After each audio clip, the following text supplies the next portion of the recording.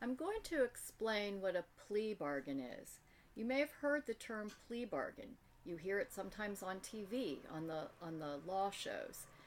A plea bargain is just this.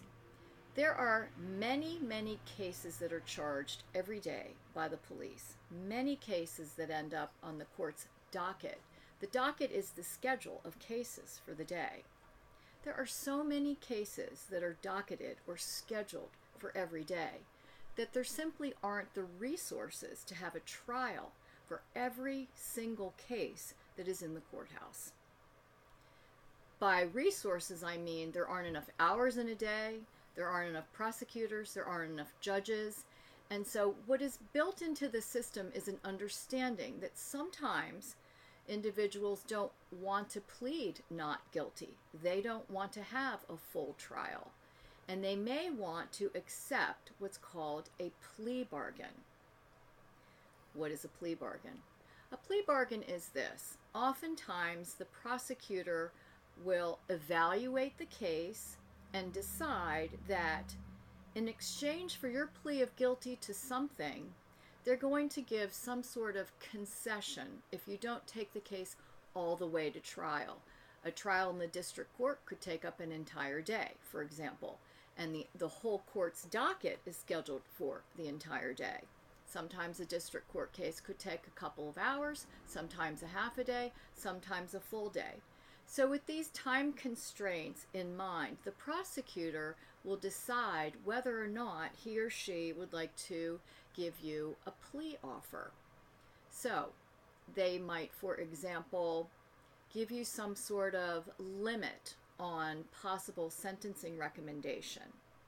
They may, for example, if you're a first offender, and of course depending on the facts of your case, they may say, if you plead guilty, we are going to recommend to the judge that the judge not put you in jail, that the judge put you on probation. That may be an example of a plea offer. They may also, for example, say, we will remain silent if your lawyer asks the judge for what's called probation before judgment.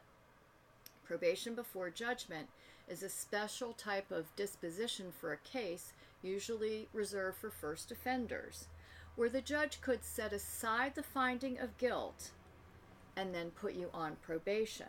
So in other words, on a job application, if you were asked, have you ever been convicted of a crime, you could honestly respond no if you've received probation before judgment.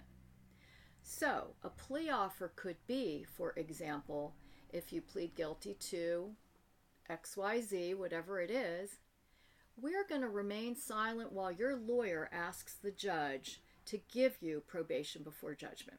That would be an example of a plea offer. Sometimes the state's attorneys, by way of a plea offer, if there are multiple charges, may go forward on one charge. If you plead guilty to one, we'll drop the rest. That's a type of plea offer that might be extended. So in other words, it's an agreement. They do something for us, we do something for them. Both sides benefit from the plea bargain or plea deal. That's what a plea bargain is. Wait, one more thing I want to explain. You do not ever have to take a plea bargain.